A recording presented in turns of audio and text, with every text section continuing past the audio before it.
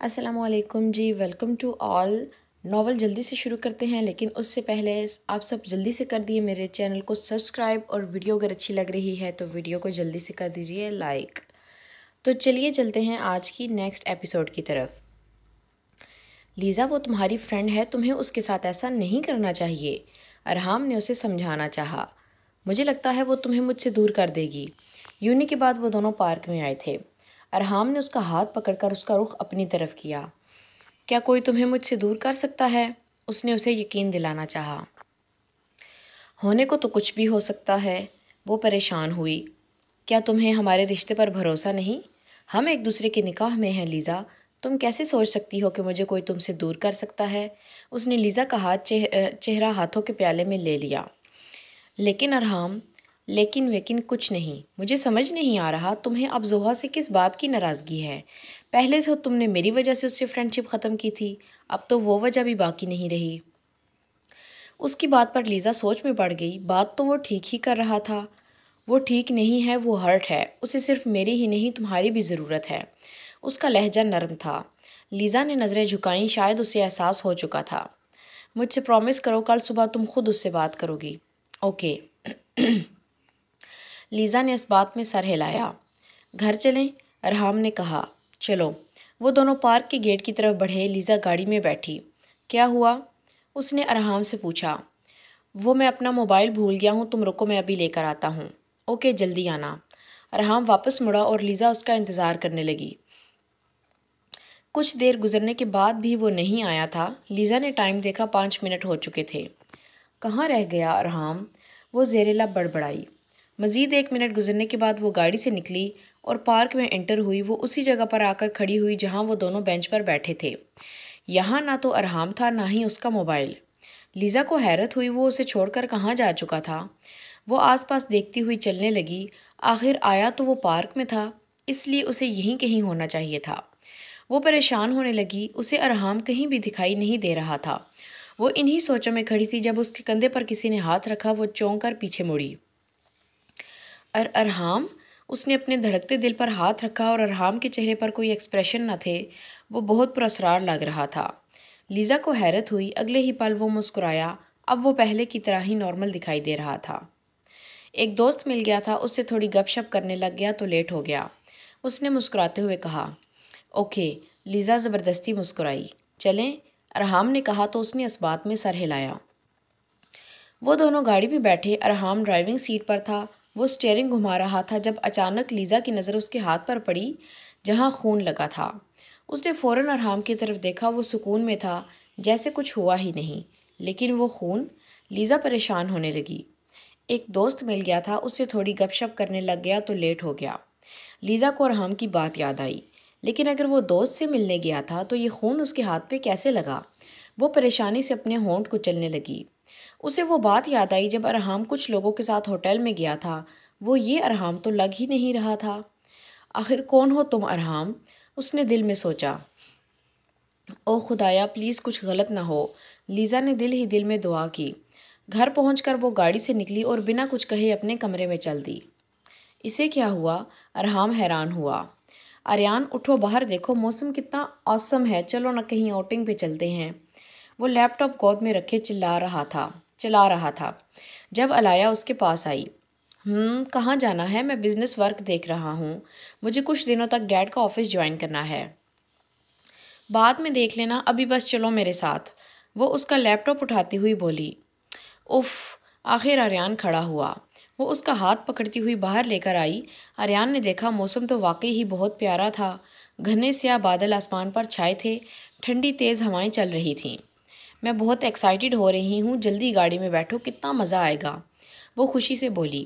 آریان اسے دیکھ کر مسکرایا اور گاڑی میں بیٹھا۔ وہ بھی بھاگتی ہوئی گاڑی میں بیٹھی۔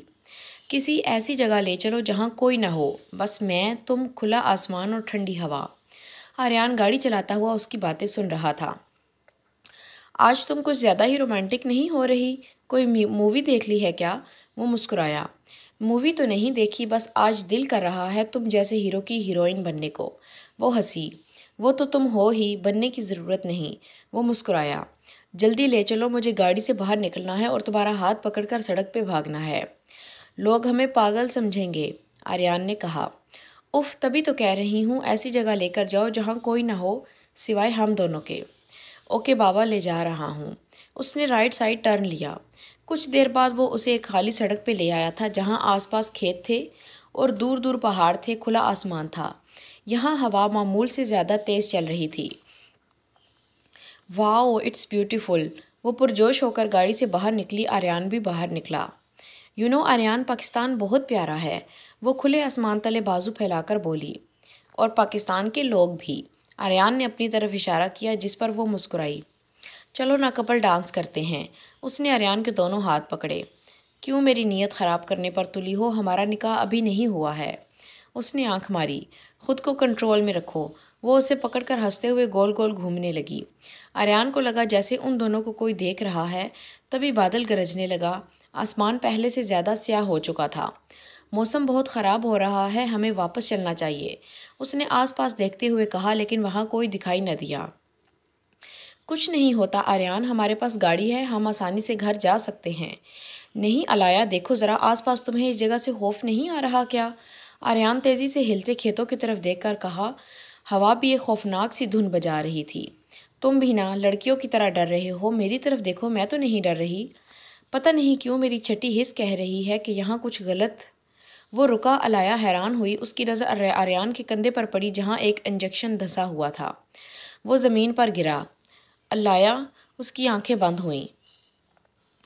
5 سال پہلے تم مجھ سے بچ نکلی تھی، لیکن آج، اس نے کہا لگایا، آج تمہیں مجھ سے کون بچائے گا؟ دیکھو ذرا، اس جگہ کا تو کسی پرندے کو بھی نہیں پتا، انسان تو دور کی بات ہے۔ اس نے اس کے کندھے کو برہنہ کیا۔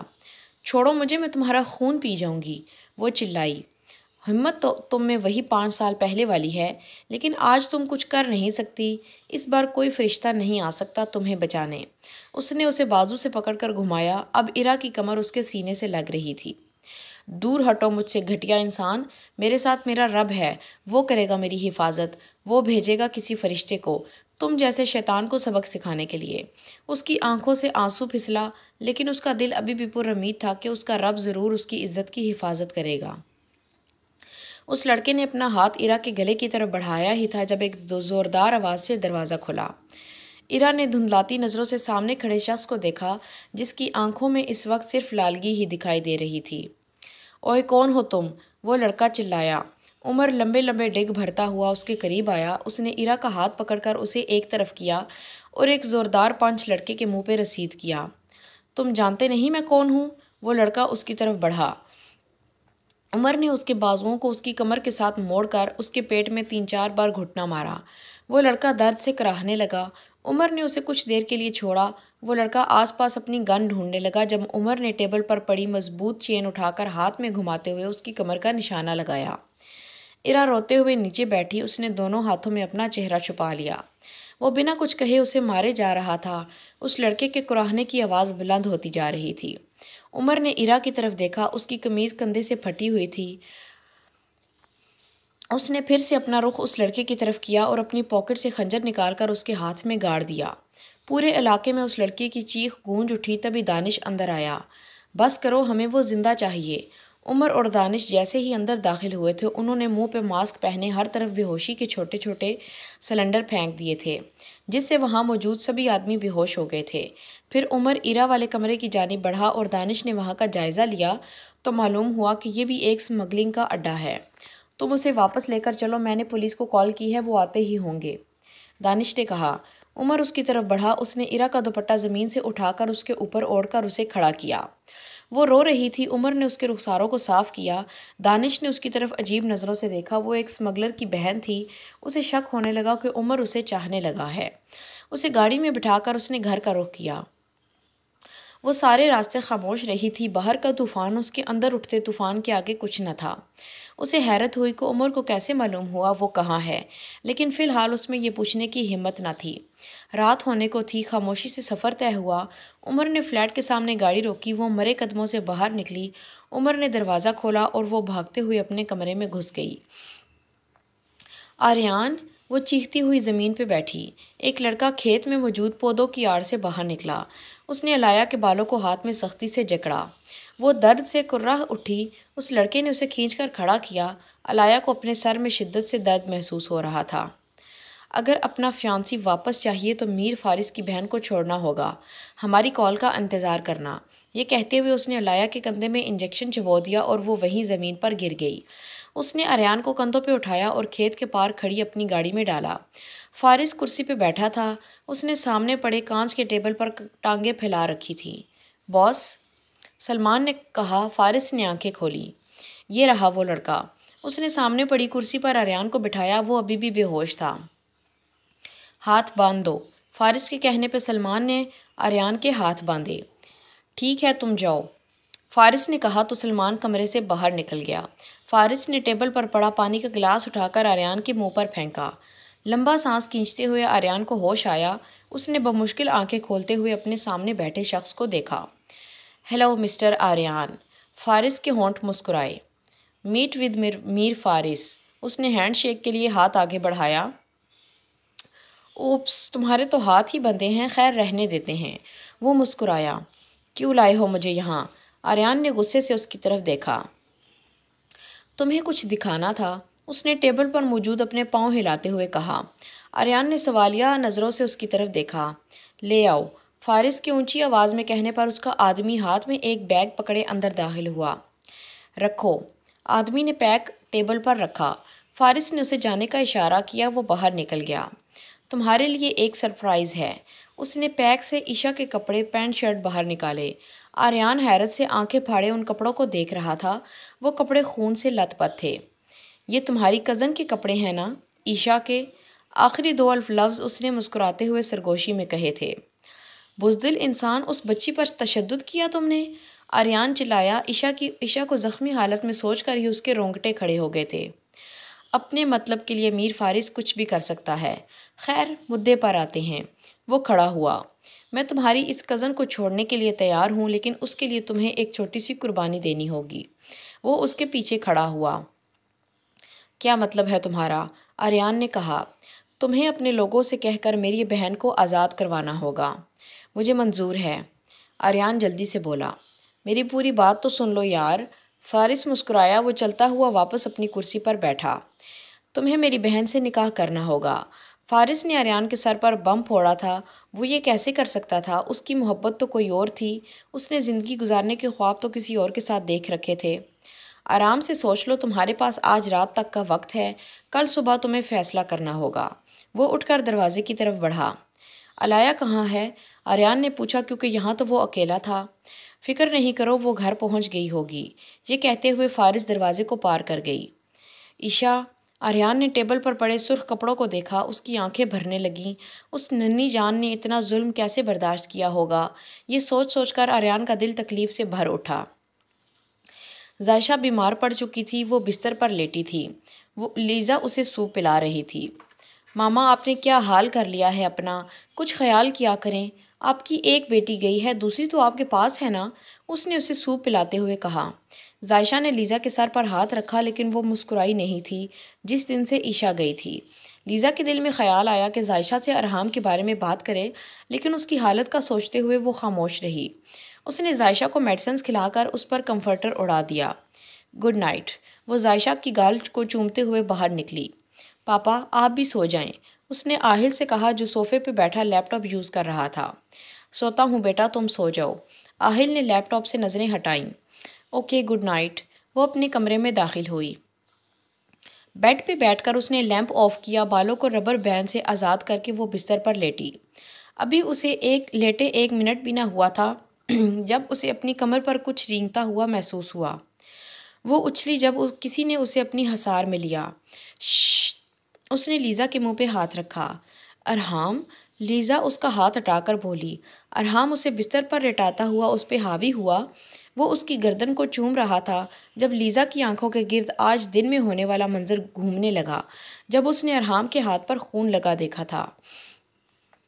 ارحام! اس نے اسے پیچھے ہٹایا۔ کیا ہوا؟ ارحام کو حیرت ہوئی۔ مجھے نیند آئی ہے، اس نے بہانہ گڑھا۔ تو سو جاؤ، کس نے روکا ہے؟ اس نے لیزا کے رخساروں کو چوما۔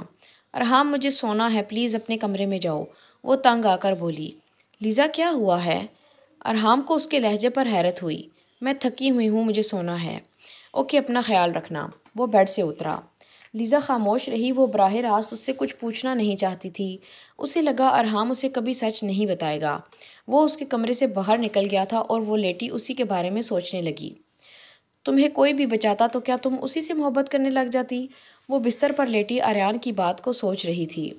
آج عمر نے اس کی عزت بے مول ہونے سے بچائی تھی، تو کیا اسے عمر سے محبت کرنی چاہیے تھی؟ ایک سوال جو ایرا نے خود سے کیا تھا۔ عورت کس سے محبت کرتی ہے؟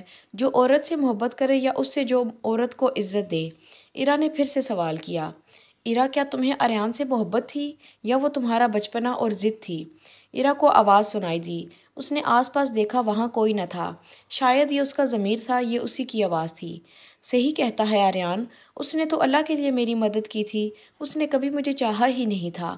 ایرا نے سوچتے ہوئے ایک طرف لیٹتے ہوئے ٹانگیں سکیڑ لیں۔ وہ مجھے چاہتا بھی کیوں؟ 5 سال پہلے بھی وہ میری طرح نادان تھوڑی تھا جو ایسے ہی کسی انجان لڑکی سے محبت کرنے لگتا۔ پاگل تو تم تھی ایرا، جو اس کے لیے اپنا چین سکھ سب برباد کر رہی تھی۔ کیا اسے کہتے ہیں محبت؟ نہیں، محبت اسے نہیں کہتے جو یک طرفہ کی جائے۔ وہ محبت نہیں، دیوانہ پن ہوتا ہے۔ ہمارے اندر جو طوفان اٹھتا ہے وہ محبت نہیں، دیوانہ پن ہوتا ہے، جو ہمیں ہماری جڑوں سے کھوکھلا کرنے لگتا ہے۔ پھر آہستہ آہستہ یہی دیوانہ پن ہمیں موت کے منہ میں اترنے پر مجبور کر دیتا ہے، اور جس کے لیے ہم مر رہے ہوتے ہیں، تڑپ رہے ہوتے ہیں، اسے ہمارے ایک پل کی بھی خبر نہیں ہوتی۔ ہاں، یہ محبت نہیں ہوتی۔ اس نے اپنی رخسار پر پھسلنے والا آنسو سختی سے مسلا تھا۔ دروازہ کھٹکنے کی آواز سے وہ اٹھ کر بیٹھی۔ وہ کھانا لیے اندر داخل ہوا۔ کیسی ہو؟ وہ کرسی پہ بیٹھا۔ ٹھیک ہوں، وہ ہاتھ مسلتے ہوئے بولی۔ برا نہ مانو تو تم سے ایک سوال پوچھوں؟ عمر نے اس کی طرف دیکھا۔ میرا تو روم روم مجھ سے سوال پوچھ رہا ہے، آپ بھی پوچھ لیں، کیا فرق پڑتا ہے؟ وہ دھیرے سے بولی۔ عمر ہلکا مسکرایا۔ عورت کو مرد سے کیا چاہیے؟ عمر نے پوچھا۔ عزت، اس نے فوراً جواب دیا۔ اگر وہ عزت میں تمہیں دوں تو؟ وہ خاموش ہوا۔ ایرا نے نظریں اٹھا کر اس کی طرف دیکھا۔ میں بات کو گھما کر نہیں کرنا چاہتا، نہ ہی مجھے بات دل میں رکھنے کی عادت ہے۔ کیا تم مجھ سے نکاح کرو گی؟ عمر کی بات پر ایرا حیران ہوئی، اتنا کہ اسے اپنے کانوں پر یقین نہیں ہو رہا تھا۔ علایا کو تقریباً آدھے گھنٹے بعد ہوش آ چکا تھا۔ اسے بہت کم مقدار میں بے ہوشی کا انجیکشن لگایا گیا تھا۔ وہ لڑکھڑاتی ہوئی کھڑی ہوئی، آس پاس دیکھا تو کوئی نہ تھا سوائے اندھیرے کے۔ آریان، اس نے زیر لب اس کا نام پکارا اور گرتی سنبھلتی گاڑی میں بیٹھی۔ مہاویرا پریشان ہو رہی تھی، کب سے وہ دونوں گھر سے نکلے ہوئے تھے، کوئی کال بھی ریسیو نہیں کر رہا تھا۔ تبھی گھر میں علایا داخل ہوئی۔ اسے لڑکھڑا کر چلتا ہوا دیکھ کر مہاویرا پریشان ہوئی۔ کیا ہوا علایا؟ علایا مہاویرا کے گلے لگ کے رونے لگی۔ کیا ہوا بیٹا، رو کیوں رہی ہو؟ اور آریان کہاں ہے؟ مہاویرا کی بے چینی بڑھتی جا رہی تھی۔ موم، وہ لوگ اسے لے گئے، اس نے روتے ہوئے کہا۔ کیا مطلب، کسے لے گئے؟ آریان کو۔ کیا؟ آریان کو؟ مہاویرا گرتے ہوئے صوفے پہ بیٹھی۔ اس آدمی نے کہا کہ ہم میر فارس کی بہن کو چھوڑ دیں تو وہ آریان کو چھوڑ دیں گے۔ مہاویرا نے علایا کی طرف دیکھا۔ تو کال کرو اپنی ٹیم کے لڑکوں کو اور کہو کہ وہ اسے چھوڑ دیں۔ اس نے کہا کہ ہم ان کی کال کا ویٹ کریں۔ علایا نے اپنے آنسو صاف کیے۔ یا اللہ، ہم پر رحم فرما، مہاویرا نے ہاتھ جوڑتے ہوئے کہا۔ تمہیں کچھ ہوا تو نہیں؟ تم ٹھیک ہو نا؟ مہاویرا نے اسے سینے سے لگایا۔ میں ٹھیک ہوں موم، لیکن اگر آریان کو کچھ ہو گیا تو میں بھی زندہ نہیں رہوں گی۔ وہ شدت سے رونے لگی۔ نہیں، ایسی باتیں منہ سے نہیں نکالتے، اسے کچھ نہیں ہوگا، بس تم دعا کرو۔ مہا نے اس کے بالوں کو سہلایا۔ فارس گھر آیا تو عشا ابھی تک سو رہی تھی۔ وہ اسے دیکھ کر مسکرایا۔ قدموں کی آہٹ سے عشا کی آنکھ کھلی۔ طبیعت کیسی ہے؟ وہ شوز اتارتا ہوا بولا۔ اب بالکل ٹھیک ہے، وہ غنودگی کی آواز میں بولی۔ اور نیند پوری ہو گئی؟ وہ وارڈ روب سے کپڑے نکالنے لگا۔ ہاں جی، ہو گئی، عشا نے جواب دیا۔ چلو، تمہارے لیے اچھا ہے۔ وہ کہتا ہوا واش روم گھس گیا، لیکن عشا کو اس کی بات سمجھ میں نہیں آئی۔ کس لحاظ سے اچھا تھا؟ وہ لیٹی یہی سوچ رہی تھی جب وہ واش روم سے باہر نکلا۔ عشا نے اس کی طرف دیکھا۔ آج اس نے پھر کالا کرتا اور شلوار پہن رکھی تھی۔ شاید وہ نائٹ میں اکثر یہی پہنا کرتا تھا۔ وہ عشا کو بہت خوبصورت لگ رہا تھا، تبھی وہ ٹکٹکی باندھے اسے دیکھے جا رہی تھی۔ ٹاول سے بال خشک کر کے وہ انگلیاں پھیرتا ہوا بیڈ کی طرف آیا۔ سب سے پہلے اس نے لائٹ آف کی، پھر اپنی جگہ پر لیٹ گیا۔ وہ خاموشی سے لیٹی رہی۔ کچھ دیر گزرنے کے بعد فارس کا ہاتھ اس کی کمر کے نیچے آیا۔ اس نے عائشہ کو اپنے اوپر لٹایا یا عائشہ اس کے اچانک عمل پر حیران رہ گئی۔